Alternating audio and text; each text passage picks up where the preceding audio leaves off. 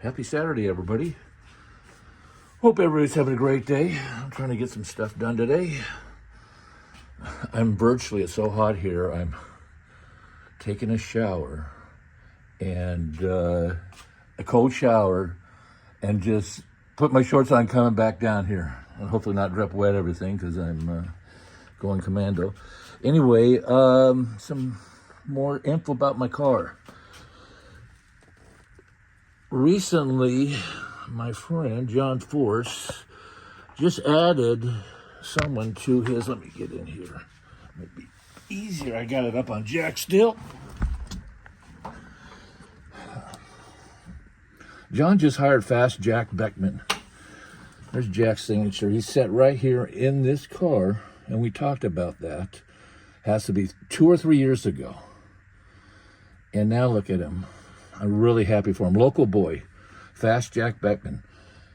And I mean, that's quite an honor being right next to Don Perdone, I should say. That's who also sat in the car and signed his name right there. You have to sit in the car to sign the name.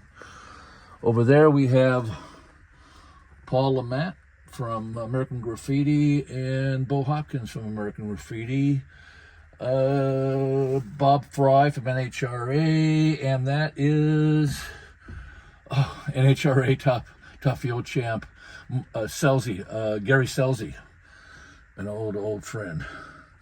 So here's some more of the car. I'll use these great little Amazon lights. Let's just go through the dash. It's stock 57 gauges are stock. Look how old this is. I restored this car. This just needs a detail. That's just sticky stuff. This car was restored in 1985. Nut bolt restoration. All this chrome, all this paint. I redid the dash, all new. I redid all. Back then, they didn't have these available, so I actually, some of the stuff I hand painted. And one thing that I love still is the fact that the clock still works. Now the battery's off, so obviously it doesn't work right now, but 50 years old. Yeah, sometimes you got to give it a little push, like, tap on the dash. But the reason why, and I hate to say this, the reason why the clock's there is because I cannot find a 1957 Chevy clock delete plate like this plate. This is a radio delete plate. Let me get the light on this again. And I got to fix this spot. I don't know what it came with that spot, or I did the spot. I cannot tell you, but it should be an easy touch-up fix. This is my controller for my 2 water pumps that I'm running now. And also in there someplace, hopefully, is a boost control for my blower timing. There's my 7AL MDS box up under there. It used to be outside. Oh, there he is. And to be honest, I haven't touched this inside yet since I got it back from Sean. Here's my boost control. All my fuses. Start, ignition. What has he got here? Fuel, water, fans. And this used to be for my electric exhaust cutouts, but since I'm running zoomies, who needs those damn electric cutouts, right? That will probably be switched to a fan for the transmission cooler. Tell me, I've had this car since 74, when I got out of the Army. Does anybody have a box that closes? I adjusted that thing in, out, all around. You have to slam it. Fire extinguisher. If you do not have a fire extinguisher, get one now. Get one. They're $40. It'll save your life. That fire extinguisher there put out 2 fires. One by mine and one by somebody else. There's the control panel. There's the shifter. This is the 1, 2. This is the 3, and this will take me back to the neutral. The problem I've always had is shifting. Without going to an air shifter, I'm going to try this. I've invested a lot of money in this too much money invested in to get this system to where I want it. Okay, so the carpet's in. I went with the red because this would be different. When I restored this car in 85, I had a policy of everything on it to be either chrome, polished, or painted, or powder coated, or zinc plated. Every piece of hardware on my car is zinc plated. Every screw, every nut, well, most of the screws, the oldest screws, original screws, are all zinc plated. Just stepped on that light.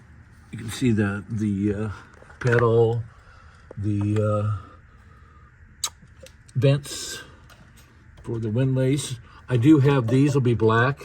The kick panels are black. I got those already. Scared me. I thought I'd put a hole in my seat.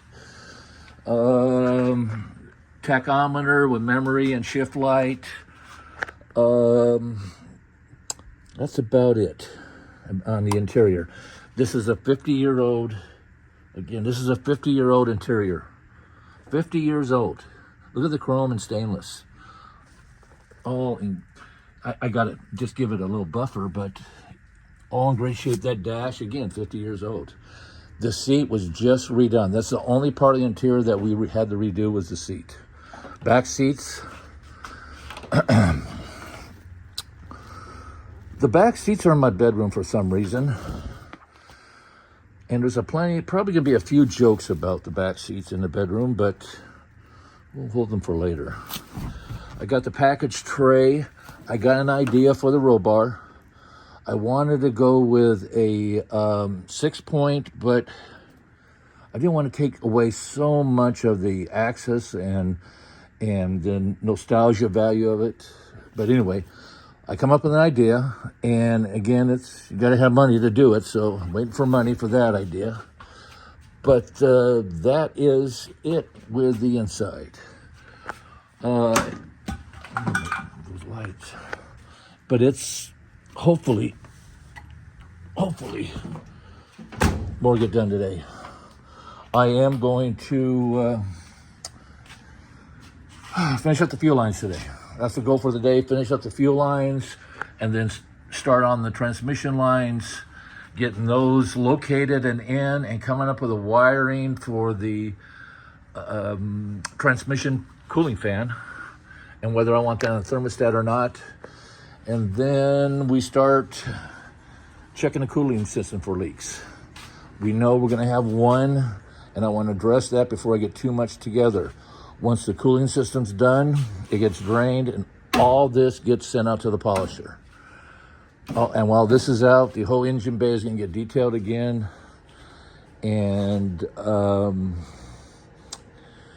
then the paint's going to be another many hours of rubbing out. This is a 50-year-old paint job. You heard the stories. I won't bore you with the details. But that's today's plan. I'm going to do a video later on the push lock hose systems, how to make your life 100% easier. Everybody have a great Saturday, and shout out to Canada. Talk to you guys later.